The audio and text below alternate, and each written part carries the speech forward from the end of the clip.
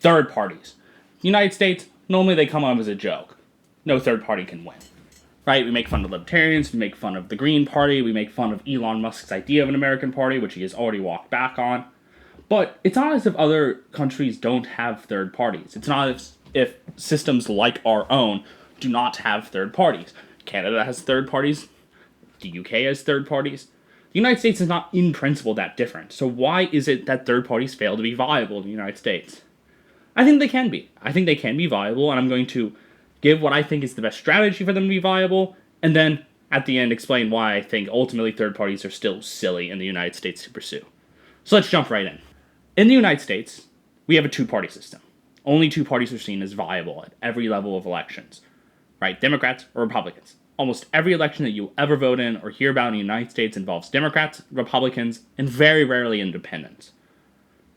Because of this, we say it's a two-party system. We say that the Republicans and Democrats are this permanent fixture of American politics, and it can be no other way.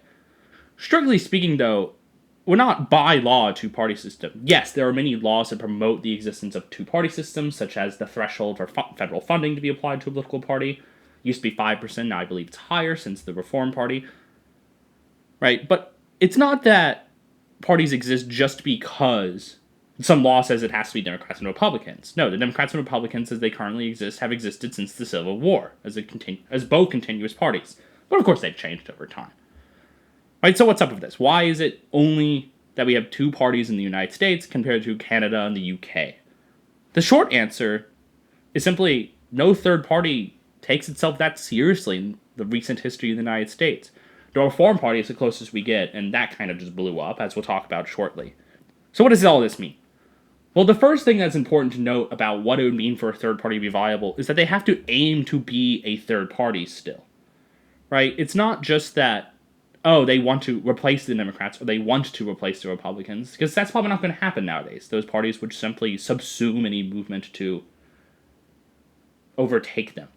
Right? So, for example, the Tea Party. The Tea Party movement emerged within the GOP in large response to, rising libertarianism across the United States. For example, Ron Paul. Not Rand Paul, Ron Paul. And this is what I think the current third parties get wrong, right? The Libertarian Party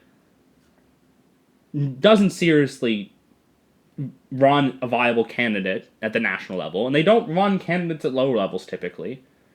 The Green Party is most famous because Jill Stein keeps losing and still persists on running.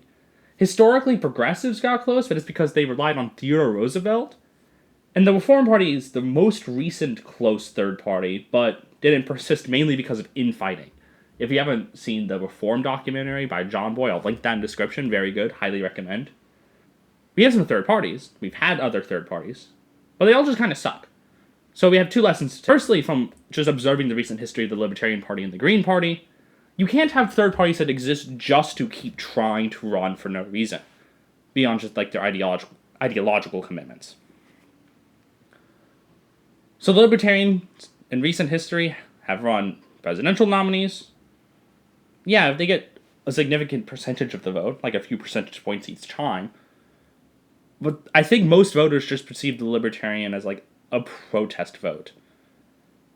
Mind you, that's even being generous, because Gary Johnson at least was a former politician, but since then the two main Libertarian nominees have been Joe Jorgensen, and that's not how you're going to do it. You're not going to win an election just by running famous losers, right? Jill Stein's never going to be the president. She's most famous for being the Green Party nominee who won't quit. Historically, we have Theodore Roosevelt. After Theodore Roosevelt, we have Robert Lafayette, but Fighting Bob wasn't going to win. And then more recently, in the 90s, we have Ross Perot and the Reform Party. Right? Those are the closest we get. And in both cases, the parties don't persist.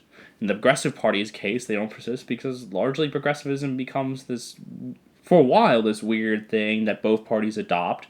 But then solidly, the Democrats become the Progressive Party in that sense with the election of none other than FDR. Right? That's the obvious point in which they are permanently the liberal party in our modern our modern terminology. Whereas Ross Perot, the main reason the Reform Party didn't persist is just their leadership was dog shit. Again, I'll link the Reform documentary below if you want to learn more about that, but I'm not going to get into that here today. That's just the lesson. And we'll talk about more about this after we get the background on the table, but this is really important. It's really important to have, if you're at least going to start a viable third party, to start somewhere with some star power. Keep that term in mind.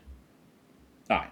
But before we turn to that, let's first finish covering just our background, like the U.S. situation, and more importantly, just what is a party? What is a political party? Alright. What a lot of commentary gets wrong about political parties in the United States is that they imagine they're just these large national level organizations in which these smoking room politicians and the big wigs, like for example the Democratic Party, Chuck Schumer, Nancy Pelosi, Obama, get together and they just like decide what the political party does across the nation. That's not really how it works, right? Political parties in general, not just in the United States, but political parties in like the entire world that has elections, organize themselves in a centralized but still up and down model, right? So you have local parties, you have state level parties, you have national parties. And the national party is composed of people from the state and local parties, yada yada.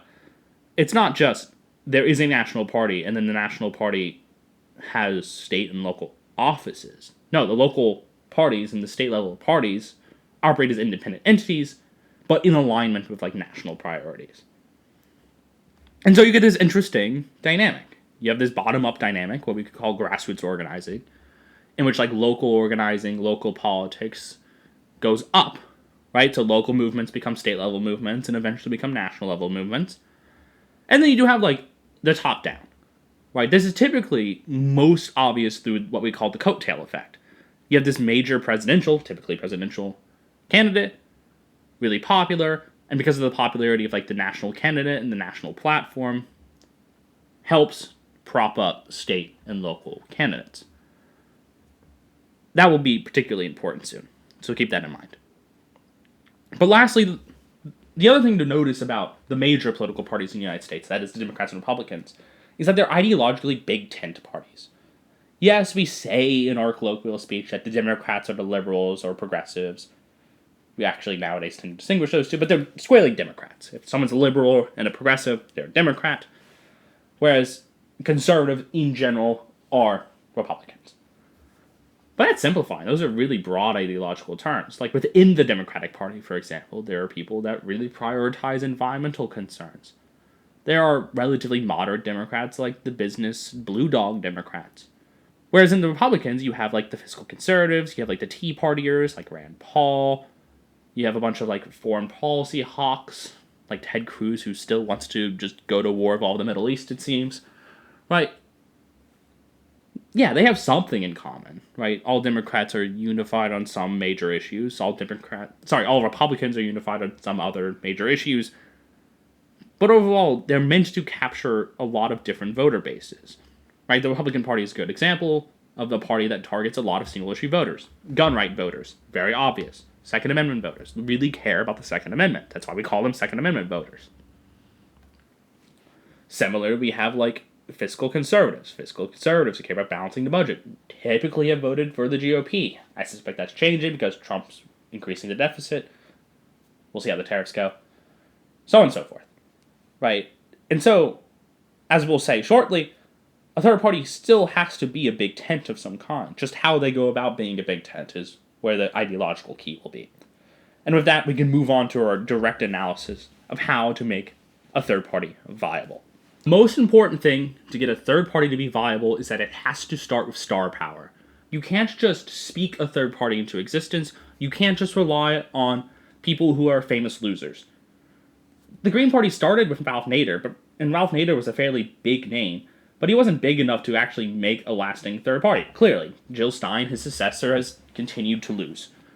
The Reform Party got close. They had Ross Perot, then they had Jesse Ventura successfully win a governorship, and then they blew up because of infighting. There was no leadership. Elon Musk is an interesting case, because Elon Musk has floated the idea of the America Party to be this moderating force. He's recently walked back on this, but I still donated Donald Trump's PAC. But he's also just not popular. Right? Elon Musk isn't going to run, and any party that's associated with him is going to have to face the issue of the fact he's just unpopular now. Right? So you have to start with a popular person. You have to have somebody at the top of the ticket, even if you're not planning to win the presidential election. You have to start with someone who is the ideological or symbolic head of the party. Mark Cuban comes to mind as someone who could do this. Mark Cuban is a lifelong self-professed Democrat, but a moderate one who expresses dissatisfaction.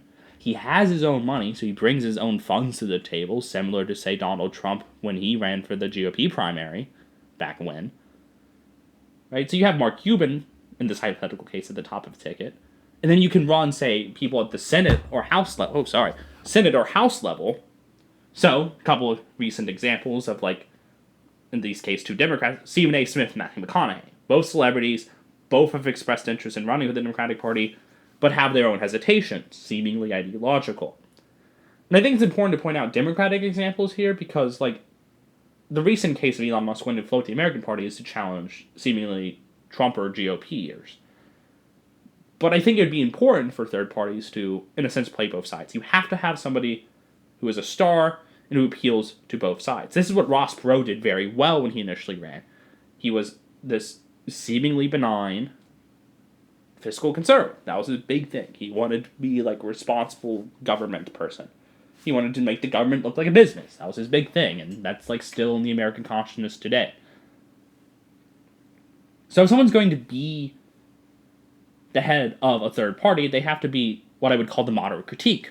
They have to be a big name celebrity, or just somebody very well respected, who is in principle dedicated to being a moderating force. That is the way that you can, one, have a third party be viable in the short term. You have to have the celebrity, you have to have like the big respected name, and you have to be projecting the long-term strategy. That is this moderating force idea. So you have to start with star power. That's the first thing. And in this hypothetical case, Mark Cuban works, but you can think of just any celebrity who has this strange relation to politics. Hollywood's a really good example of this right now. Like, California is seen by a lot of the public as the state that's gone too liberal. Or Texas is the state that's gone too conservative, and now their government's just, like, actively breaking down as we speak. I suspect voters in those states are very frustrated, and we'll talk about this strategy in a minute, such that a third party can target not the competitive states, but the uncompetitive states. What does that mean? Let's turn into this. In the United States, most elections are not competitive. This is well known, this is well recognized. We all talk about the presidential cycle, we love the presidential primary season, the famous horse race that the media loves to promote. And then the senators, and then the House as a collective. Most people don't engage in local elections in any meaningful way. Right, so most elections happening in the United States are local or state level elections that nobody really cares about unless you just happen to be plugged into state or local politics. And the House level, or even the Senate level in some cases, there are competitive and uncompetitive elections. Right, there are cases in which a senator is almost certainly locked because their state's plus 20 red or blue. And then there are really competitive elections that get a disproportionate amount of money pumped into them. The swing states, with the presidential election most obviously. So Arizona, Michigan, Pennsylvania, Wisconsin, Virginia historically, but not so much recently, so on. As a hypothetical third party, you can target one of two things. You could target the competitive elections. I think this is the conventional wisdom. You target the competitive elections in the conventional hypothetical as to require less votes to matter. Right, so you might not win that election, but you could swing the result in some way. But I think this is the bad strategy. I think it's a bad strategy because all you're doing is probably pumping a lot of resources into an election you almost certainly will not win because the major parties are already competing against each other.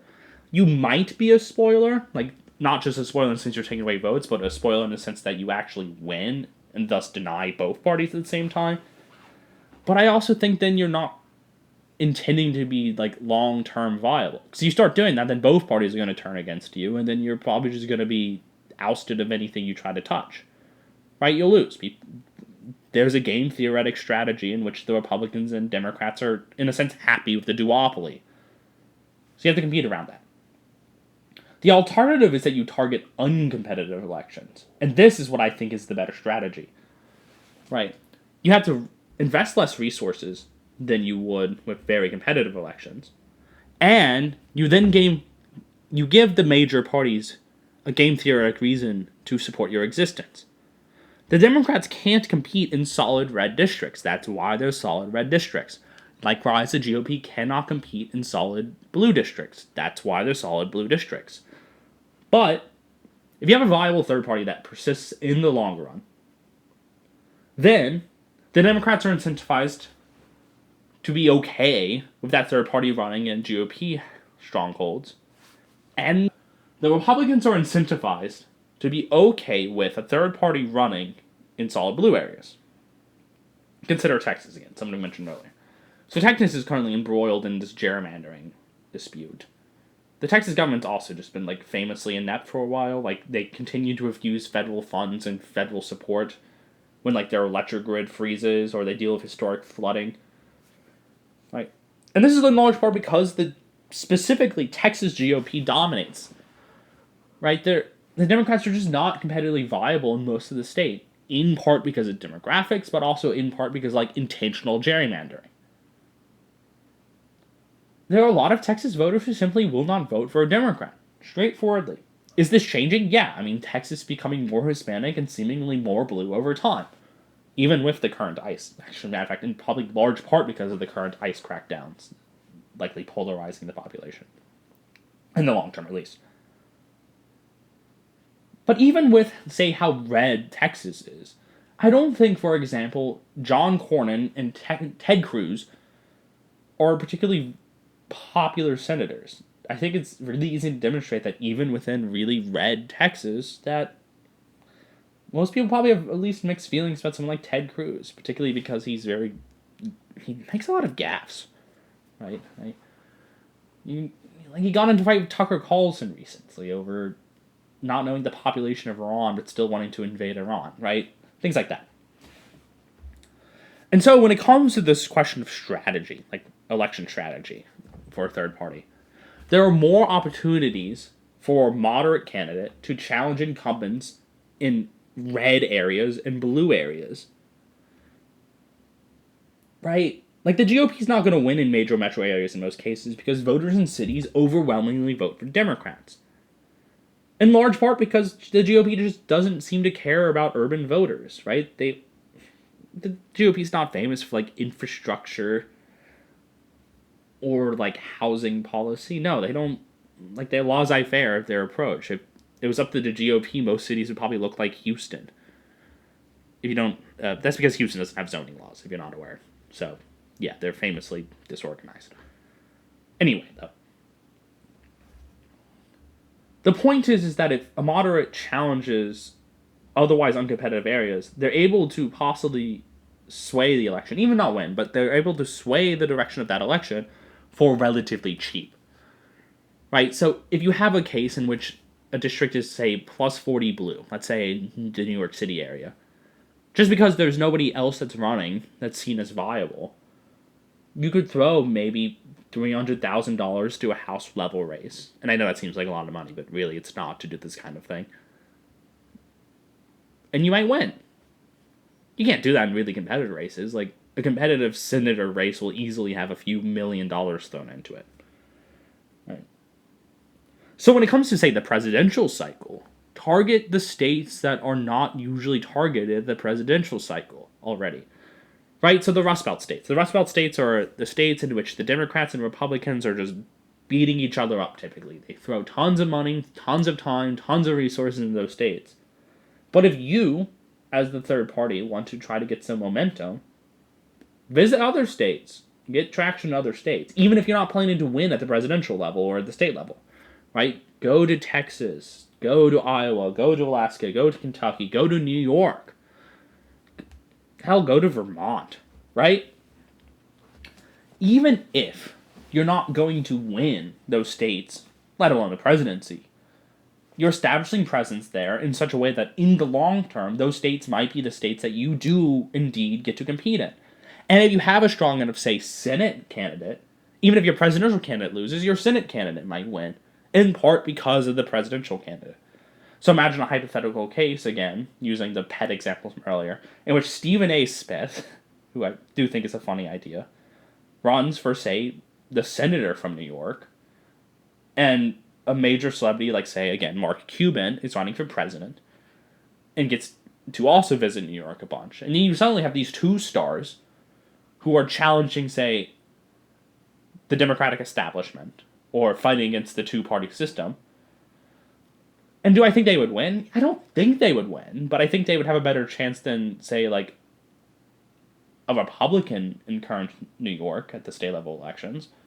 Maybe I'm wrong about that. I'm not sure. But it seems to me more likely than, say, a third-party candidate being successful in Pennsylvania, Michigan, Arizona, so on. Okay. And what about the House? Let's apply the same strategy to the House level. Competitiveness is one measure, but I also think for the House you could target statistically low turnout districts.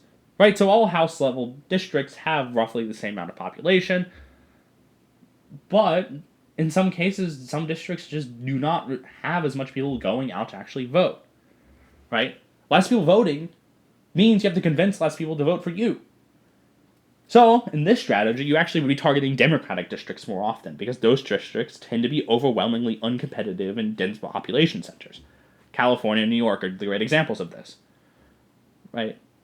So if you have sufficient star power, again, Southern California is a great example of a place that you could have a lot of celebrities be interested in running for, like, uncompetitive House districts, even if just to push the Democrats in that area in a particular direction.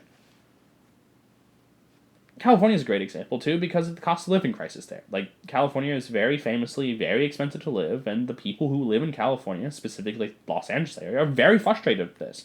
And they don't see the Democrats as providing a good solution.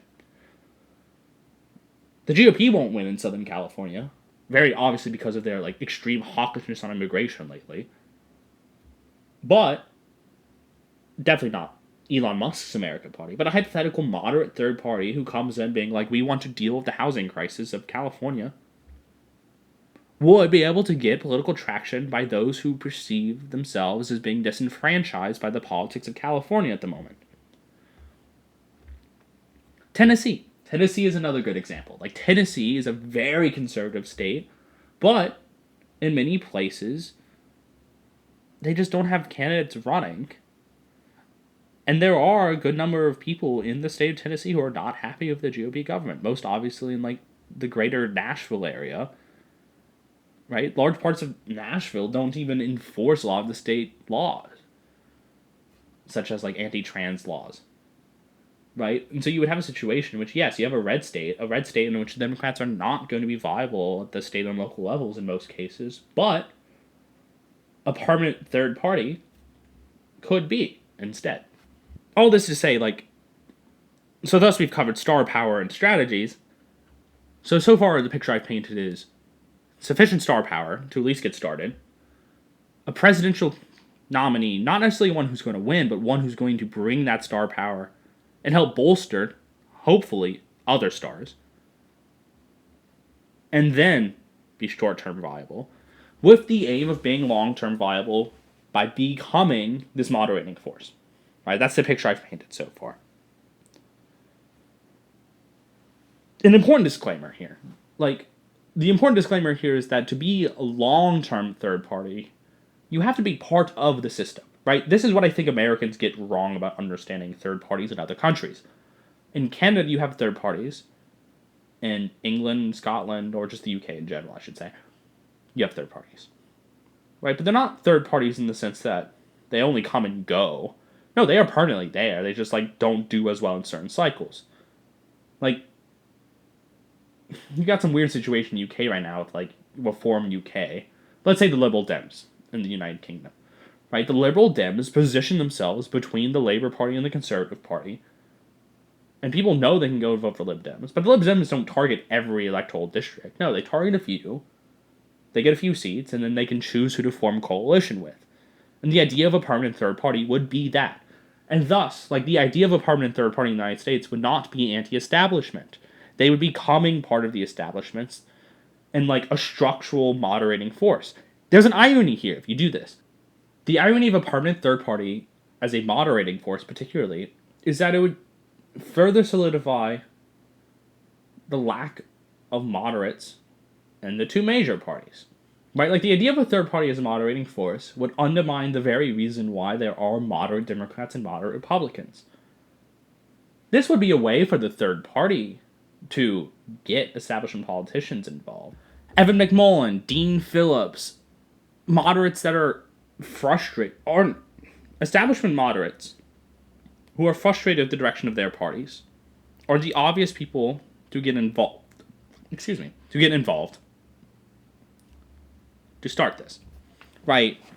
Now, you still need that star power. Like, you need that star power to get the initial traction and to become household names.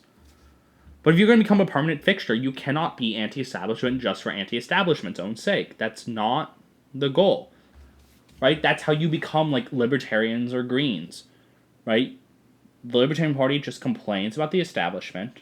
They are not interested in becoming a permanent fixture of U.S. politics, and they run losers. The Green Party, likewise. The Green Party's main shtick is that they're environmentalists. But most voters perceive the Democratic Party as also being environmentalists. So what the hell is the point of voting for the Green Party? Protesting the Gaza war seems to have been like the main motivation for most Green Party voters in the previous presidential cycle. Right? Like, that's not a permanent strategy to be a permanent third party in the United States. You're a protest vote at that point, and that's not the goal. Okay. Enough about anti-establishment stuff. Like, if a third party is seeing itself as an anti-establishment movement, it is fundamentally misunderstanding what a third party does in other systems that have third parties. That is, more precisely, viable third parties. They're not interested in being viable. Okay. Let's go to a practical point. Let's return to just general strategy on how to make this work. If you're going to be a viable third party, you're probably not going to win many elections. You have to win some, obviously. Like, you have to have seats that vote. Minimal threshold. But that doesn't mean you can't just do nothing with those losses. A recent example. RFK Jr. ran for the Democratic nomination, lost, even though to call it a primary is generous, ran as an independent for a while, and then when it was just obvious from the get-go he wasn't going to win the presidency, but leveraged his dropout as a means to then enter the Trump cabinet. The leverage of losses, or dropping out, would be fundamental to this permanent third party. Right? You would never be as big as the two parties. That's not the point. Like, you are still being a third party. You're going to be a minority party in every case. But if you are a permanent third party, voters are going to care about what you, as the moderating force, says. Right? So if you have a future in which there is a permanent third party, and you do have some stake in a competitive election, like a three-way race, your candidate should drop out earlier, and then use the power of endorsement to sway the other parties. Oh, we're going to have an intermission. Say hello. So in order for a third party to make the most of their third party status, yes, they have to win some seats, they have to be long-term viable, they have to see themselves as part of the establishment, and they have to particularly leverage losses. As a matter of fact, very often the leverage of losses will be the main way they influence the politics of the greater country. Let's wrap this up. The self-defeating irony of third parties is precisely why I think most Americans are demonstrating a misunderstanding of the American system when they think a third party would solve their problems. Let's put this in the dilemma. Okay, so you have a movement to make a third party, right? So let's say you're successful in this and you become a permanent third party. But as I've already said, like, then you're just part of the system. Right, so you have these two parties already, and you have an increasingly few number of moderate Republicans and moderate Democrats in the middle, let's say. You have a third party then, right? So you have Democrats, Republicans, and now you have a third party in the middle. Well, those moderates are now going to congregate around this third party, right? And so, yeah, you might be happy voting for this third party in cases that you can vote for it. But then you're still going to likely have the same spread of politicians involved. It's just the moderates will have a different label attached to them now. Right? So instead of having, say, like a moderate caucus in Congress that tries to negotiate disagreements, you would then have this other party who ends up being the deciding vote. right? You're not actually addressing the underlying issue of most of the politicians not coming to the table, or most of the politicians just being assholes. No, you just have replaced the problem with a new kind of problem, right? You've just changed the face of the politics, not the nature of the politics. Right? You can't have a permanent third party and be anti-establishment. Like, if you're a permanent third party, you are part of the establishment. You're not changing anything deep about either of the parties, or the greater system at that point. The alternative, becoming a permanent third party, would just be subsumed into the major parties. As we've already said, this is an example that has happened before. Like, one of the main reasons the Libertarian Party is not viable in the United States is because of the Tea Party movement under the GOP. There are still explicit Tea Partiers in the Republican Party. There are people who identify as Libertarian within the Republican Party. Second Amendment voters, or very often, self-identified Libertarians who will still likely vote for Democrat. Will still likely vote for GOPers, but sometimes Libertarians. But there's no pretense that Libertarians are going to win anytime soon. So it's because of like this dilemma. Either you become a permanent third party, and then you're just part of the system, or you become subsumed, and there's no third party at all. That makes me think that third parties are still generally bad, or at least not as much of a remedy as Americans think they are. One caveat, one asterisk to end with. So yeah, I think third parties are self-defeating. Like, if there was a permanent third party, there'd be little reason to think that a third party would solve the problems. You might think that like a general multi-party system would be better, but then you're just ignoring the existence of the Big Tent system, right? Like within the Democrats and within the GOP, there are many caucuses that are like ideological caucuses that resemble the ideologies of small parties and multi-party systems like that in France, for example. So if you want to do that, like if that's the direction you want to go with the political system of the United States, you shouldn't endorse the existence of a third party, because then you just have a two-party dominant system like the UK already has, for example. You would instead want to endorse changing the voting system in the United States. Like, the underlying reason we have a two-party system is first past the post, the Electoral College. Like, people need certainly a plurality, but usually a majority of votes to get anything. And so if you endorse, say, ranked choice voting, in which you would prioritize your candidates and it's calculated who's the most popular, or you had an automatic runoff system like Maine and California have already, then you would have more realistically different or meaningful decisions to make. Right? So in an open primary system, you could have like multiple Republicans or multiple Democrats becoming the top two who then face off against each other. Right? That would give voters more serious ideological decisions to make. Right? So imagine a state like Texas, in which, yeah, most of the voters are conservative. They have an automatic runoff system or ranked choice system. And then like those conservative voters can vote between like the Second Amendment person versus the fiscal conservative person. Right? Then people would feel like their votes are more meaningful. And that's the underlying issue. And so I think resources that could be spent towards organizing a third-party movement would be better off spent organizing electoral reform. And we'll wrap up there for today. Hope you enjoyed.